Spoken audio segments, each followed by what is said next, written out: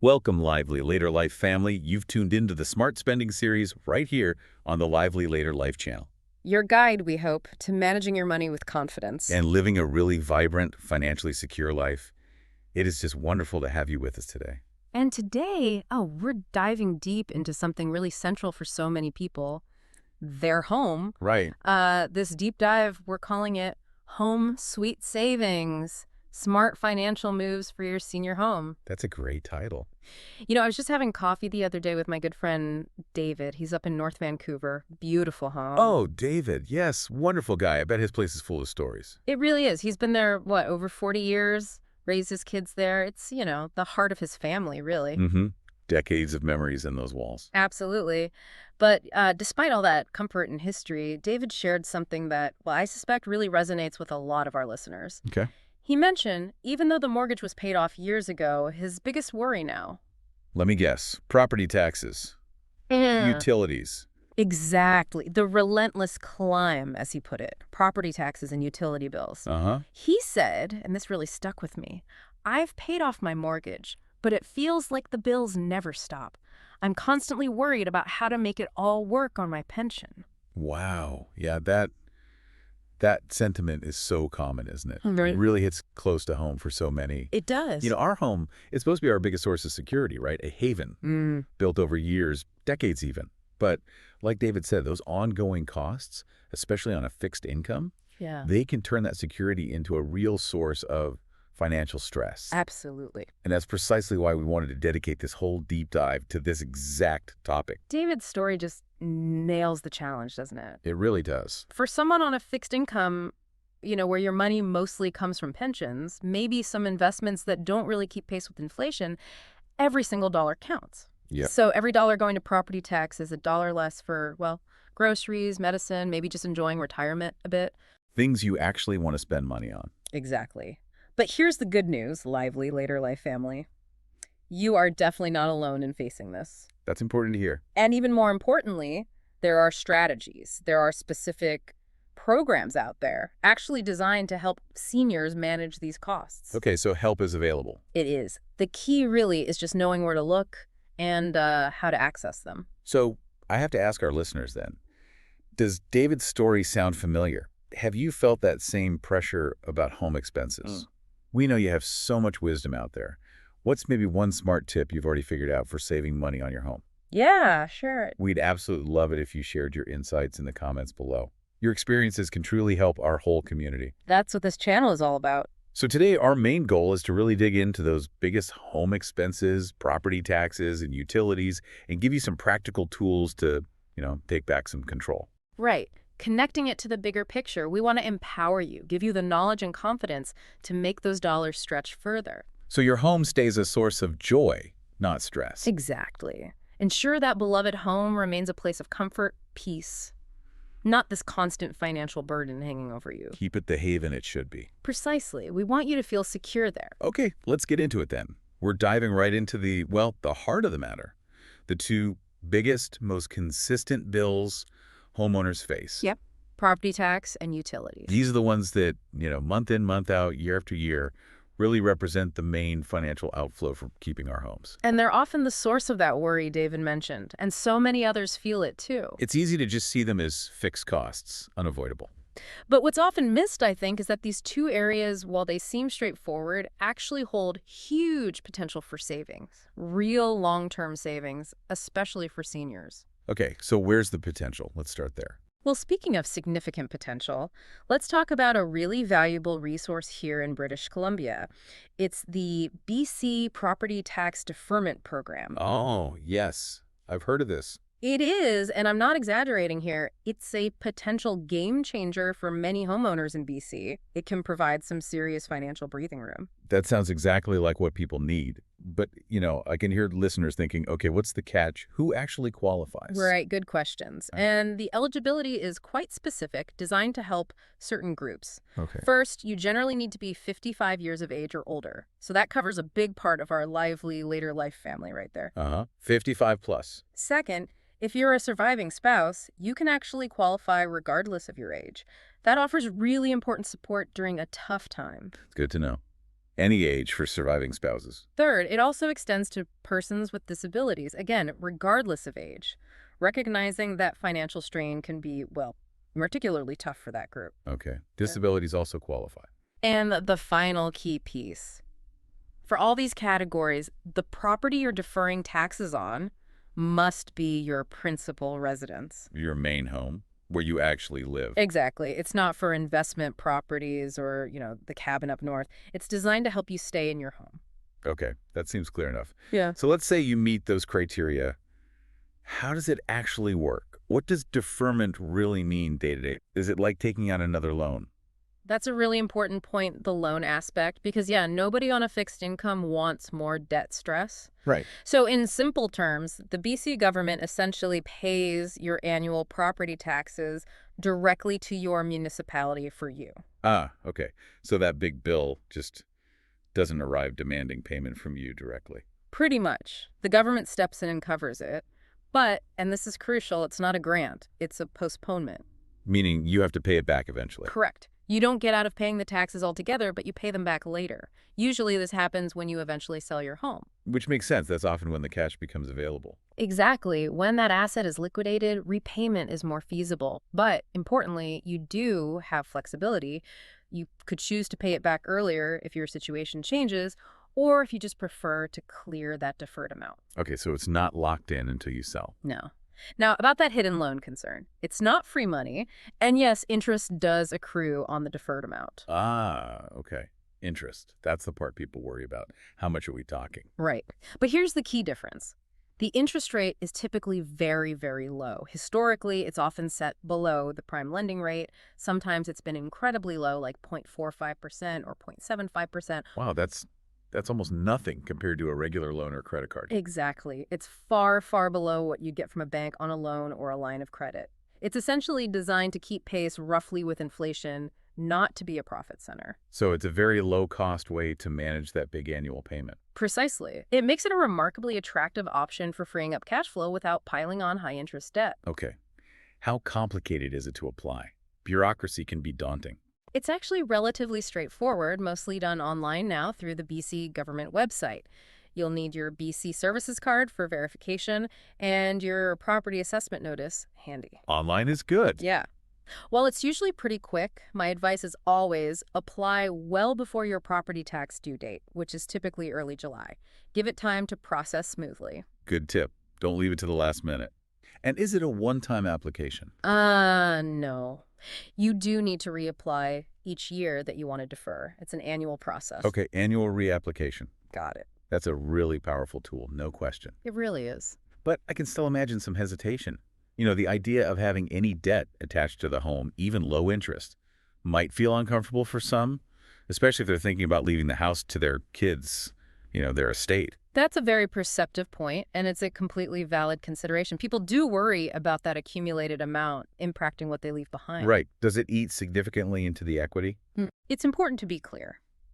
While the interest is low, it does compound over time.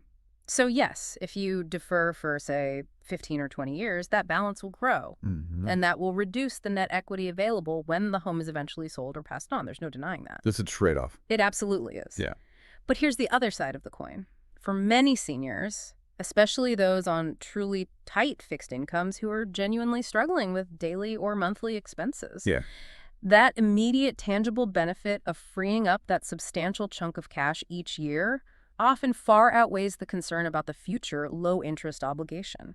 So quality of life now versus maximizing the estate later. You've hit it exactly. This isn't just a minor convenience we're talking about. For some, it's genuinely a game changer. How so? It can dramatically improve their financial well-being right now. It gives them immediate access to funds they can use for essentials, food, healthcare, unexpected repairs, or even just reducing that constant grinding stress of making ends meet. It takes away that big annual shock to the budget. Completely. It eliminates the worry about that huge property tax bill landing every year. That alone provides a much greater sense of financial peace and predictability.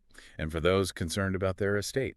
They often view it as a strategic choice, a way to maintain their independence and quality of life today, understanding that the home's equity, even slightly reduced, will likely still provide a substantial legacy down the road. Okay. It effectively shifts that big lump sum payment from being an immediate annual burden to becoming a long-term, low-interest obligation that gets settled when the house changes hands anyway. It aligns the payment with a future financial event. That makes a lot of sense when you frame it that way. It's about prioritizing current needs strategically. Exactly. Okay, so deferring taxes handles that big annual chunk. But what about those other bills, the ones that arrive every month or two? Utilities. They can really nibble away at a fixed income. Excellent point. Utilities are absolutely a major consistent drain. But the good news here is both BC Hydro and FortisBC, our main providers, offer quite a few rebate programs. Oh, rebates. Always good to hear that word. Right. And these are specifically designed to help homeowners cut their energy use, which directly cuts their bills. Plus, often makes your home more comfortable, too. Okay, so what kind of things are we talking about? Upgrades, appliances, and how do you actually find these rebates? Sometimes those websites are a bit of a maze. They can be, yes. You've hit on a key point there. Let's take BC Hydro first. Their focus is naturally on electricity use. Right. They actively encourage homeowners to upgrade to more energy-efficient appliances and systems. Think things like smart thermostats. Like the Nest or Ecobee? Exactly. Those devices learn your habits, adjust automatically, and can genuinely shave 10–15% off your heating and cooling costs annually. They often have rebates for installing those. Okay, smart thermostats. What else? Heat pumps are another big one. Highly efficient heat pumps use way less electricity than older baseboard heaters or furnaces for both heating and cooling. And the rebates can be significant for those, I hear. They can be, yes, often thousands of dollars, which really helps with the upfront cost. So where do people look? My best advice: go straight to the BC Hydro website and look for a section usually called Rebates and Programs, or maybe Energy Savings. Okay. Search for terms like home renovation rebates. Critically, these programs change, new ones pop up, so you kind of need to check back periodically. Stay informed. Exactly. And pay close attention to the details. Eligibility often requires specific products or maybe even certified installers. Right. The fine print matters. Okay, that's BC Hydro for electricity. What about FortisBC? Natural gas users. Yep. FortisBC runs parallel programs, but obviously focused on natural gas savings and related upgrades. Similar idea, different fuel source? Pretty much. They also provide incentives for energy-saving improvements. You'll often find rebates for things like installing high-efficiency furnaces, which use less gas to heat the house. Right. Or, and this is fundamental, improving your home's insulation. Attics, walls, proper insulation can cut your heating and cooling needs by 20% or even more. It just holds the temperature better. Insulation is key. Makes sense. Again, check the rebate section on the FortisBC website. They often have programs for hot water heaters, high-efficiency fireplaces, even smart thermostats compatible with gas furnaces. So, similar approach. Check their website, look for rebates, read the details. Exactly. And yes, these upgrades often have an upfront cost, no doubt. But the rebates soften that blow, and the long-term, consistent savings on your monthly bills can offer a really strong return on that initial investment. Those bigger upgrades sound fantastic for long-term savings. But, they do require that initial investment, sometimes a significant one. Sure. Not everyone's ready or able to do a major renovation. What about simpler things, low-cost changes? Do those really make a difference, or is it just fiddling around the edges? That's a great question. How do we save without breaking the bank? And the answer is a definite yes. Those seemingly small, inexpensive changes absolutely do add up. Okay. They create surprisingly substantial cumulative savings over a year. It's the compounding effect. So give us some examples. What are these practical low-cost tips? Okay, first one. Ceiling drafts. Around windows, doors, even electrical outlets on exterior walls. Drafts. Seems minor. Doesn't it? But think about it. Tiny cracks and gaps let a lot of your expensive heated air escape in winter, and hot air sneak in during summer.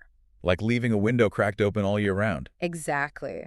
It's estimated that drafts can account for like 10–25% of your heating bill, maybe hundreds of dollars a year just leaking out. Wow, okay. So using simple weather stripping or a tube of caulk stuff you can get at any hardware store for just a few bucks creates a much tighter seal. Reduces the workload on your furnace or AC? Directly. Lower bills.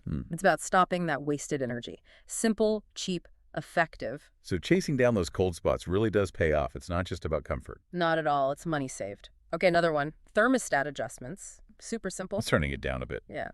In winter, setting it just 1 or 2 degrees Celsius lower than you normally would can make a noticeable difference. Maybe 5–10% savings on heating costs over the season. You might need an extra sweater, but... Exactly. Wear layers, use a blanket. Most people adapt pretty quickly. And same idea in reverse. For AC in the summer, set it a degree or 2 higher. Find your comfortable but efficient zone. Being mindful, not wasteful. Yeah. Okay. What about daily habits?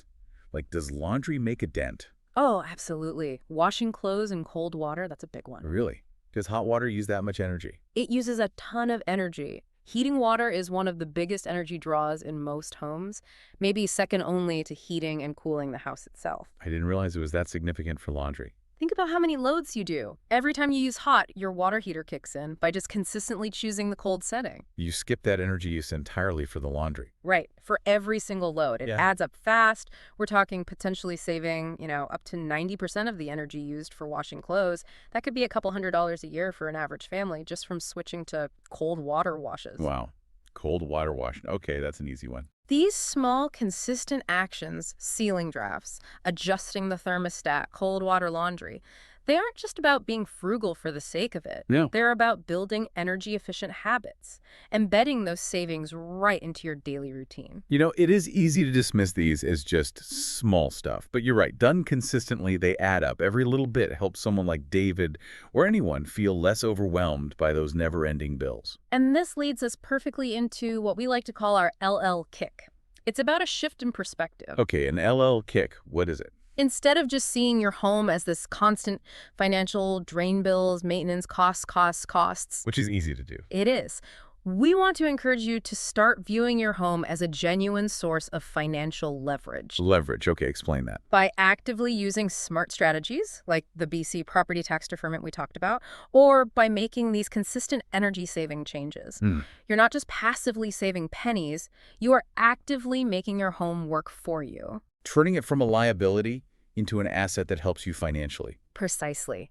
It transforms from being just this outgoing expense column into an asset that can actually provide you with greater financial freedom today. Interesting. It's about unlocking the value that's already in your property to support your current life and goals instead of just letting it be a source of stress. I really like that framing. Turning the home into an active financial tool. Less dread, more empowerment. That's the goal. Okay, let's shift gears slightly. Our next big area. Smart home maintenance, but doing it on a budget. Ah, yes. The old ounce of prevention is worth a pound of cure. Couldn't be truer for homes, could it? Proactive maintenance isn't just about curb appeal. Not at all. It's about saving yourself from those sudden, huge, and often incredibly expensive repair bills that sneak up on you if you ignore the small stuff. Right. But the question becomes, what does proactive maintenance actually look like for someone trying to stick to a budget? Does it mean hiring crews every season? Yeah, exactly. Not necessarily. It really means implementing regular, manageable checks yourself, or with minimal help, and tackling simple repairs promptly. Catching things early. Exactly. That approach dramatically cuts the risk of minor wear and tear snowballing into a major, costly disaster. Okay, so are there specific times of year, specific seasons, when we should focus on certain checks? What should be on that regular radar? Absolutely. Thinking seasonally is a great way to manage it. Creating a simple seasonal checklist helps you stay on top of things without it feeling overwhelming. Like what? Give us an example. Okay, let's take fall. Before the wet, cold weather really hits, one of the absolute most critical tasks, cleaning your gutters. Gutters. Seems like a chore, but important. Hugely important. It's not just about leaves looking messy. Clogged gutters mean rainwater can't drain away properly. So it overflows. Right. And where does it go? It can seep under your roof shingles, damage your siding, or worse, pool around your foundation. Foundation issues. That sounds expensive. Extremely. Water around the foundation can lead to basement leaks, dampness, mold growth, even cracks over time. We're talking potentially thousands in repairs. All from clogged gutters. Potentially, yes. So a simple annual cleaning, maybe a couple $100 if you hire someone, or just some ladder time if you're able, can prevent massive future headaches. Okay, fall, gutters. Anything else for fall? Good time to test smoke and carbon monoxide detectors, too. And maybe reverse your ceiling fans if you have them. Push that warm air down. Good reminders. Okay, so winter passes. What about spring cleaning for the house structure? Spring's perfect once the snow's gone and things thaw out to inspect your roof and siding. What are we looking for? Winter can be harsh, right? Mm-hmm. Wind, ice, snow load. Look for any loose or missing shingles on the roof. Check siding for cracks, warping, or signs of damage. Yeah. Any spots where water might be getting in or pooling. Catching winter damage early. Exactly. Finding these issues when they're small. A loose shingle, a small crack in the siding, means a relatively easy, inexpensive fix. Left alone, they can lead to leaks, rot, serious structural problems, much bigger bills later. Right. Spring checks. What else in spring? Clean the coils on your outdoor air conditioning unit if you have one, helps it run efficiently. And change your furnace filter helps with airflow and air quality. So it's not just about preventing catastrophic failures, but also about efficiency and long-term health of the house. Precisely. And that brings us to those small, annoying problems, the leaky faucet, the drafty window. We often put those off, don't we? Oh, it's just a little drip. Guilty as charged. They seem minor. That's where the hidden costs of neglect bite you. It is so crucial to tackle those small things promptly because that minor inconvenience today Becomes a major headache tomorrow. Exactly. Take that leaky faucet, drip, drip, drip. It's annoying, sure, but it's also wasting water constantly. Not much water? A single dripping faucet can waste thousands of gallons a year, enough for hundreds of showers. That adds up on your water bill. Okay, waste. What else? Worse, that constant moisture can damage the sink itself, the countertop, rot the cabinet underneath, encourage mold. What starts as a maybe $5 washer replacement can turn into hundreds, even thousands, in water damage repairs. Yikes. Okay, leaky faucets are bad news. What about that drafty window we talked about earlier? Just uncomfortable, right? It feels just uncomfortable, but it's hitting your wallet directly, too. Remember those drafts? Yeah, letting heat escape. Every bit of cold air seeping in during winter means your furnace runs longer, works harder. Every bit of hot air getting in during summer means your AC struggles. Requires having up utility bills. Constantly. Homes can lose like up to 25% of their heat through poorly sealed windows and doors. Sealing that draft with cheap weather stripping or caulk offers immediate savings and more comfort. So these aren't just annoyances. They're active money drains if ignored. Absolutely. They are continuously costing you money and slowly degrading your home's condition and value. Any other quick checks people often miss? Clean your dryer vent lint trap thoroughly and check the actual vent pipe outside. Annually clogged dryer vents are a major fire hazard. Inspect caulking around windows and doors outside. Recaulk if it's cracked or shrinking. And trim back trees or shrubs touching the house. They can damage siding or roofs and provide pathways for pests. All good practical tips. Now, this is all great if you can climb ladders, handle tools, do these checks yourself. But what about folks who aren't physically able anymore, or just, frankly, don't have the know-how or inclination for even these smaller jobs? How do you find reliable help without getting ripped off? That's a really important question. How do you get this essential stuff done safely and affordably? Right. For those who can't or prefer not to do the work themselves, finding a trusted local handy person for these smaller, regular maintenance jobs is often the perfect solution. The key word being trusted, I imagine. Absolutely. You need someone reliable, competent, honest, and reasonably priced. So where do you find them? Recommendations. Best place to start? Your own network. Ask friends, neighbors you trust, family members. They've likely hired people before, had good or bad experiences. Personal referrals are often gold. Word of mouth. Definitely. Another excellent and sometimes overlooked resource is your local community center. The community center, how can they help? They often keep lists of vetted local service providers. Sometimes they even have specific referrals for seniors' handyman services that are known and trusted in the community. They might also know about nonprofit organizations that offer discounted help for seniors. Oh, that's fantastic. I wouldn't have thought of that. It's worth asking. They're there to support the community. Don't hesitate to just walk in or call and ask what resources they know of for senior home maintenance help. The support is often closer than you realize. That is a genuine LLL smart tip right there.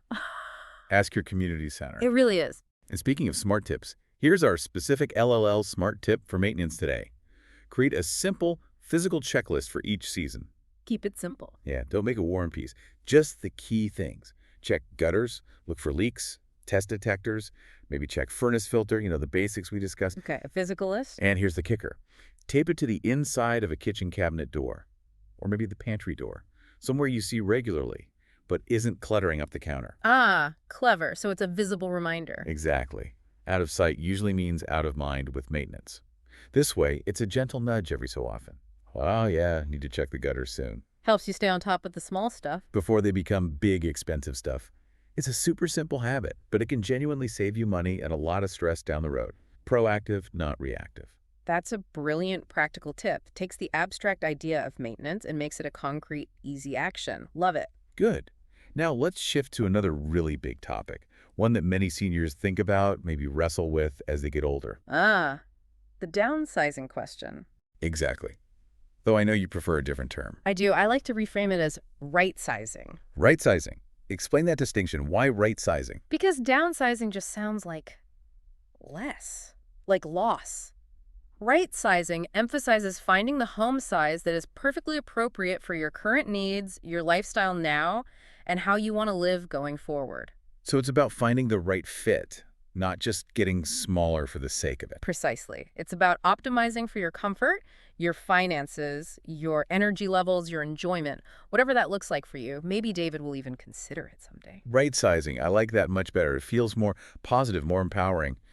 Okay, so if someone is considering this, what are the real benefits beyond just having less space to clean?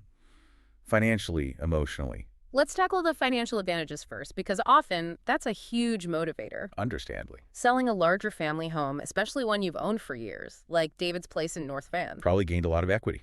A lot of equity, potentially. We're talking possibly hundreds of thousands of dollars locked up in that house. Selling it can free up a substantial amount of capital. Liquidating that asset. Exactly. And once that capital is released, wow, it opens doors. It can be used strategically to really bolster your retirement fund. How so? Well, you could invest it to generate ongoing income. You could pay off all remaining debts, ensuring a completely debt-free retirement. You could fund those travel dreams you've always had. Pursue hobbies. Help family, maybe with grandkids' education or a down payment. Lots of possibilities. It gives you options. It really empowers you to use the value built up in your home to actively shape the retirement you want to live. So there's the big upfront capital release. But what about ongoing savings? Does a smaller place automatically mean lower bills? Almost always, yes. Beyond that initial capital injection, the ongoing savings are significant too. Like what? Well, property taxes will almost certainly be lower, as the assessed value of a smaller home is usually less. Makes sense. Utility bills generally drop quite a bit. Less space to heat in the winter, less space to cool in the summer, fewer lights needed. Lower energy consumption overall. Right. And think about maintenance.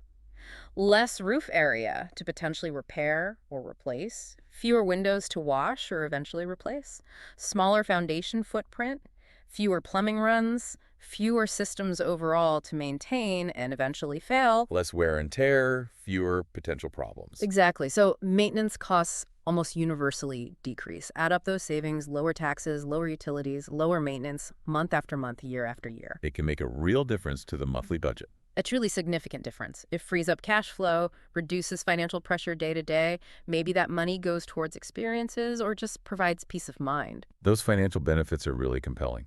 I can definitely see how that would ease the kind of stress David was talking about. Mm-hmm. But as you said earlier, it's not just about the money, is it? What about the other side? The emotional side, the lifestyle benefits of right-sizing? It's a huge change, but maybe liberating too. This is where it moves beyond the spreadsheet into how you actually live day to day. And this is where right-sizing really shines compared to just downsizing. Okay. A smaller right-sized home inherently means less burden. Simply less square footage usually translates to way less cleaning. Music to my ears. Fewer rooms to vacuum, dust, scrub. Right, which directly leads to a reduced overall workload around the house. Less time spent on chores, more time for, well, whatever you want. More freedom. Exactly. More time and energy to enjoy life.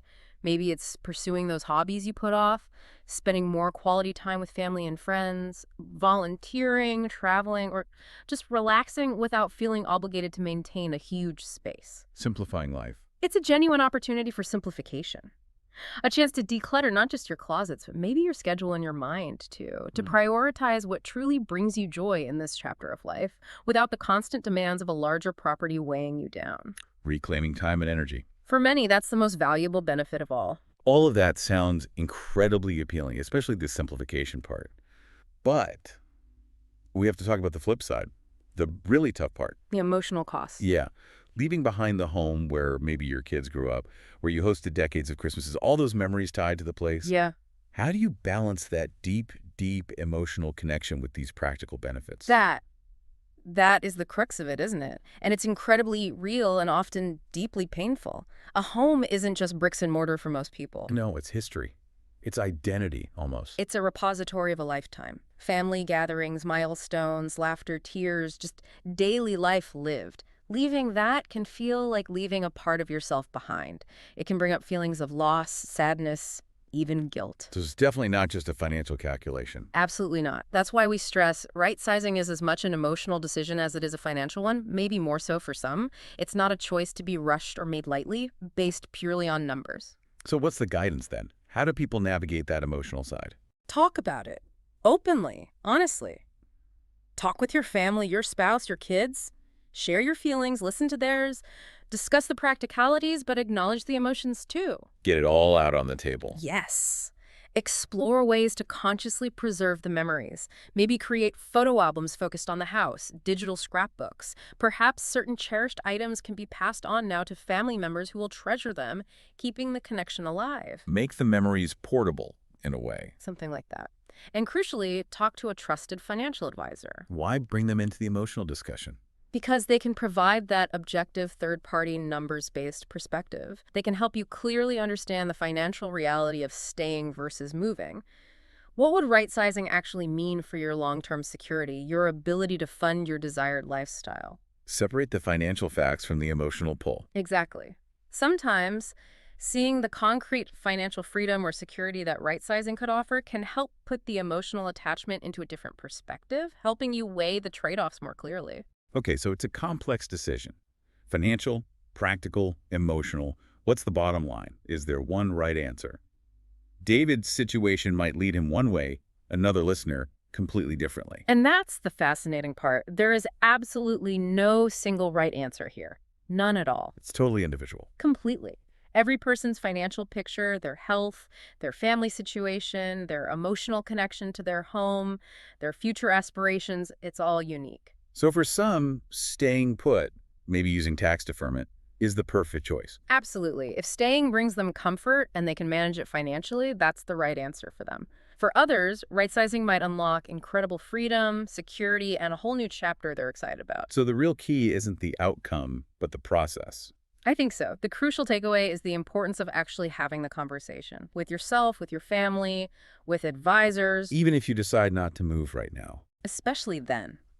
Just exploring the possibility, understanding the financial and lifestyle implications of both staying and moving, that knowledge itself is power. It profoundly alters your perspective on your home as part of your retirement plan. It empowers you to make a conscious, informed choice. Exactly. A choice that truly aligns with your vision for a lively later life, whatever that may be. That's a great way to look at it. Knowledge is power. Okay, here's an LLL smart tip for anyone who's maybe just starting to nudge up against this right-sizing idea, feeling a bit overwhelmed by the thought. It can feel huge. Don't feel like you need to decide everything today. Instead, just start decluttering. Decluttering. The first step to so many things. Isn't it?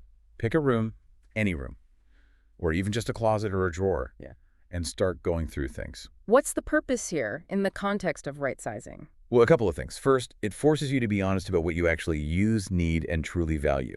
You might be shocked at how much stuff you've accumulated that doesn't really serve you anymore. Eye-opening, potentially. Definitely. Second, as you clear space, you start to get a much more tangible feel for how much room you genuinely need to live comfortably. Would a smaller space actually work? Could it even feel freeing? Trying it on for size, mentally and practically? Exactly.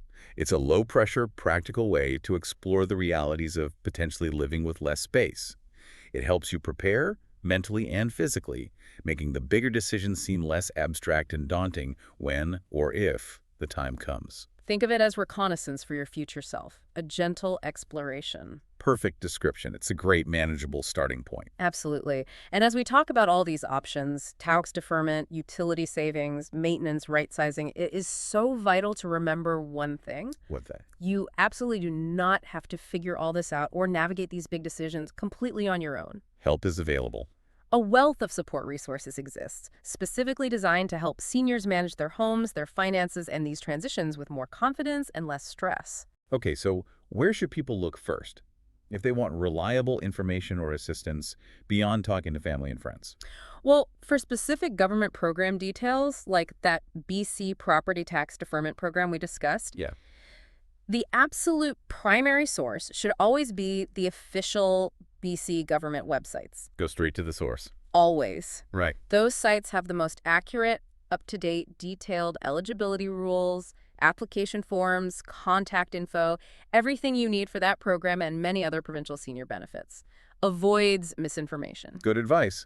Look for sections like seniors benefits or search the program name directly. Exactly. Start there for official program facts. Okay. What about more local help in your own community? Maybe for more general advice or day-to-day assistance. Your local community center. Seriously, they are fantastic, often under-tapped resources. We mention them for handyman referrals, but they offer more. Oh, often much more. They frequently host free workshops sometimes on financial planning, budgeting, navigating benefits, things specifically for seniors. It's educational opportunities. Yes, often led by knowledgeable local professionals. Plus, they act as connection hubs. They usually know about all sorts of other local services, legal aid clinics, transportation help, social programs, volunteer services that might assist with small home tasks. They're plugged into the local network. Deeply. They know what's available right there in your neighborhood. Don't underestimate the value of just stopping by or calling them and asking, what support is available for seniors managing their homes? Great local starting point. Yeah. Okay, what about more formal financial advice? Especially if you're considering bigger moves like using home equity or investing proceeds from right-sizing. For that kind of specialized, personalized financial strategy, your own financial institution, your bank or credit union is usually the place to go. Talk to your banker or advisor. Yes. Many have advisors experienced in retirement planning and can offer expert guidance on managing home equity wisely. That includes discussing things like reverse mortgages or secured lines of credit, explaining the real pros and cons in your specific situation. Ensuring it fits your overall plan.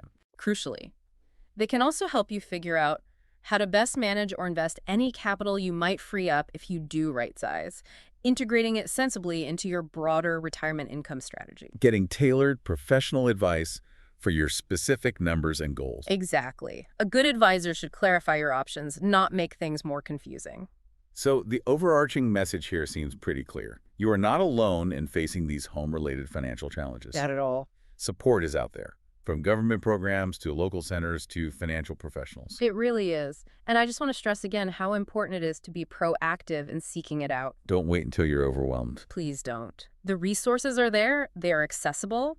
Whether it's a program like tax deferment, easing that annual burden, a workshop teaching you smart saving tips, or an advisor helping you leverage your equity strategically, the help exists. You just need to reach out and ask. Reaching out and embracing that support can make such a huge difference.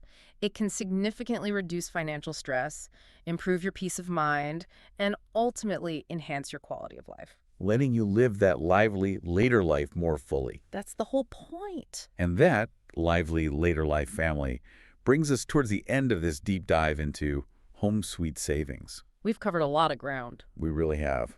From tackling those big bills, property taxes, and utilities with things like deferment programs and rebates. To practical tips for smart, budget-friendly home maintenance. And really digging into that big, often emotional question of right-sizing your home to fit your life perfectly. And the key takeaway, I hope, is that by taking even just a few proactive steps like the ones we've discussed, you genuinely can significantly reduce your home expenses and the stress that comes with them. It's not just about saving money, though, is it?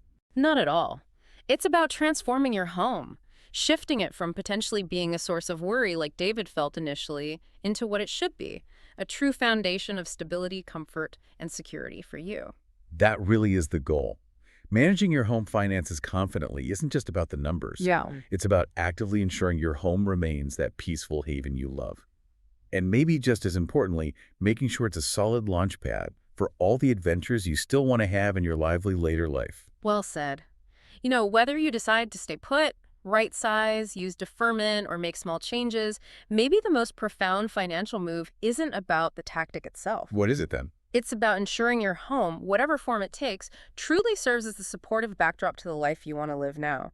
empowering you to write your own next chapter rather than feeling dictated by bills or burdens. I love that. What chapter will you write next? A great thought to leave people with. So if this deep dive helped you, maybe gave you some clarity or sparked some new ideas, please do us a favor and hit that like button. Yeah, it really helps us know what topics are resonating with you most. And most importantly, if you haven't already, please subscribe to the Lively Later Life channel. We're always working on bringing you more valuable tips and insights, especially in our Smart Spending series, and we genuinely don't want you to miss out. Click that notification bell too. That way you'll be the first to know when we release new content. And let's keep this conversation going.